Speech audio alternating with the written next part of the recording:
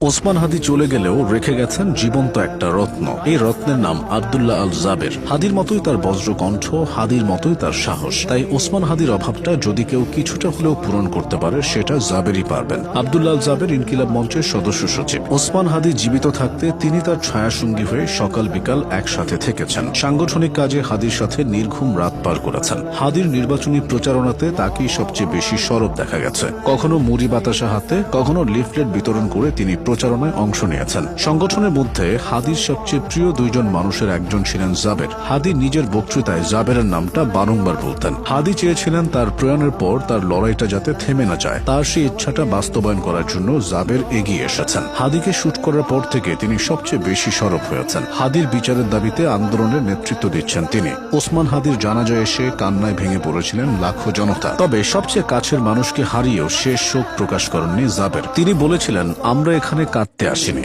আমার ভাইয়ের বিচারের দাবিতে এসেছে। এরপর স্বরাষ্ট্র উপদেষ্টাকে তিরস্কার করে বলেছিলেন, বইরা ভাম। স্বরাষ্ট্র উপদেষ্টা পদত্যাগ করতে হলেও সবকিছু প্রকাশ করে পদত্যাগ করতে হবে, এমন হুঁশিয়ারি দিয়েছিলেন জাবের। এছাড়া শাহবাগে অবস্থান কর্মসূচিতে তার স্লোগানে একাত্মতা জানাচ্ছে সকলে। হাদীর বিচারের পাশাপাশি সাংগঠনিক কাজকেও তিনি এগিয়ে নিয়ে যাচ্ছেন। ইনকিলাব মঞ্চের সদস্য সচিব হিসেবে তিনি ইতোমধ্যেই নিজের সাংগঠনিক দক্ষতার প্রমাণ দিয়েছেন। অনেকের মতে জাবেরের কণ্ঠস্বর হাদীর মতোই বজ্র কঠিন এবং মানুষের আবেগ ও যুক্তিকে এক সুতোয় গাঁথার ক্ষমতা তার রয়েছে।